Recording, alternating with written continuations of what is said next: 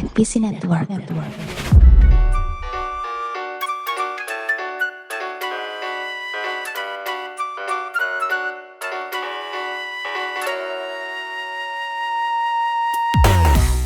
Geekiners, selamat datang di ID Geekin Out, temennya fanboy ngobrolin pop culture.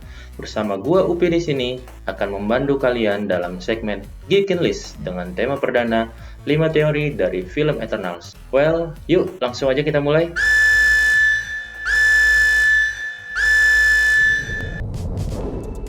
Di kredit scene Shang-Chi, kita melihat Wong, Bruce Banner, dan Carol Danvers mencoba meneliti Ten Rings yang dimiliki oleh Shang-Chi. Saat Wong memperbesar proyeksi dan membedah salah satu ring, mekanisme yang terlihat dari proyeksi tersebut sama dengan mekanisme proyeksi yang dibuat Phastos saat ingin membuat Unimind Bracelet atau gelang Unimind.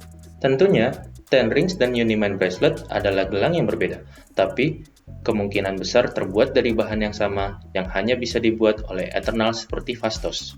Teori ini didukung oleh Wong, Banner, dan Denver yang mengatakan bahwa material gelang tersebut belum tercatat di Codex Sorcerer, berbeda dari Vibranium, dan bukan material yang dimiliki kebangsaan alien manapun.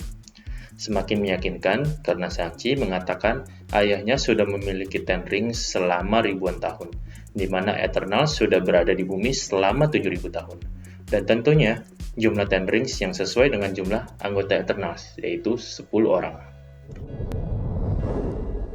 Di sebagian awal film Eternals diketahui kalau Tina memiliki penyakit yang disebut Medwayri, di mana penyakit ini sering kambuh dan membuat Tina hilang kendali lalu menyerang Eternals lainnya.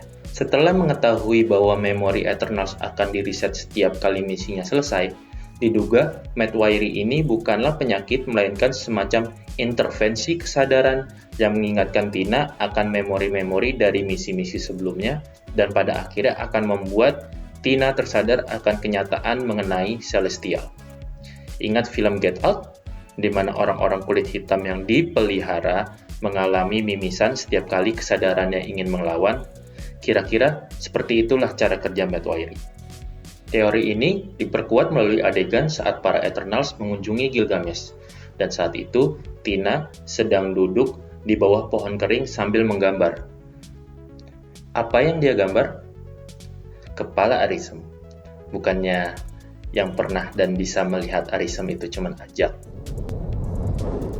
Tentunya kita tahu melalui penjelasan Arisem kepada Cersei bahwa Eternals adalah makhluk hidup buatan yang diciptakan dalam jumlah banyak untuk melaksanakan misi di banyak planet di seluruh alam semesta.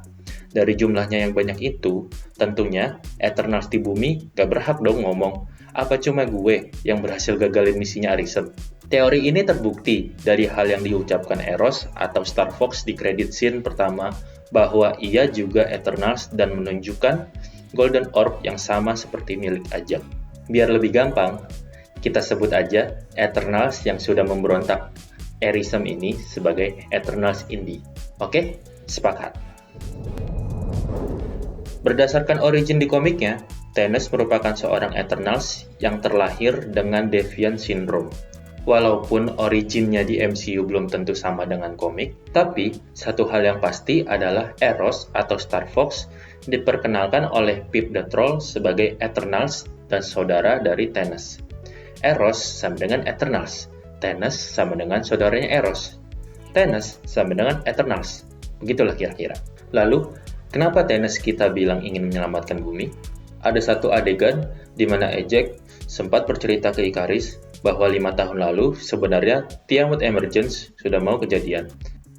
Tapi ada orang yang berhasil menghapus setengah populasi bumi dan akhirnya membuat Tiamut gagal terlahir. Apakah Thanos yang merupakan seorang Eternals tahu kalau Tiamut mau lahir?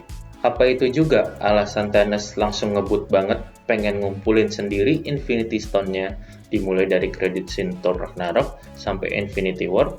Apakah sebenarnya Thanos adalah orang baik yang mau menyelamatkan bumi, tapi pahlawan kita semua Avengers menggagalkan itu semua dan lagi-lagi membuat bumi hampir kiamat?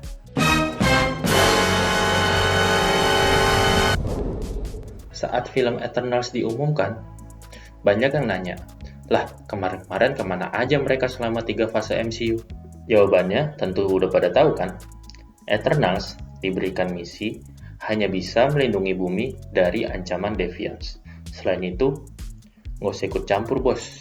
Dengan jajaran cast yang bagus-bagus gini, sayang banget dong kalau mereka cuma lawan Deviants doang. Nah, disinilah kenapa film Eternals ini bisa dibilang film MCU yang sangat penting di fase 4 walaupun dianggap flop dari segi kritik. Karena di film ini diperlihatkan Eternals melawan Arisem si pemberi misi tadi dan berhasil menang. Karena menang, mereka bisa terbebas dari misi. Karena menang, mereka bisa terbebas dari Arisem. Mereka jadi Eternals indie. Karena udah indie, mereka juga bebas untuk melawan siapapun musuh di bumi nantinya. Gak cuman Deviants doang. Teori ini menjadi kuat karena di adegan Pip the Troll memperkenalkan Eros, Pip mengucapkan The Defeater of Black Roger dan The Great Adventurer, di mana menurut fandom wiki, karakter Black Roger atau Dark Roger bukanlah seorang Deviants, dan seharusnya Eternals tidak bisa bertualang. Kalau Eros bisa melakukan hal di luar misi Eternals, berarti Eternals lainnya juga bisa. So, menurut kalian para Eternals bakal muncul di film MCU mana lagi nih? Terus, bakal team up sama siapa ya? Nah, kalau kamu punya opini atau pendapat yang bisa nambahin atau menyangkal 5 teori tadi, silakan tulis aja di kolom komentar ya.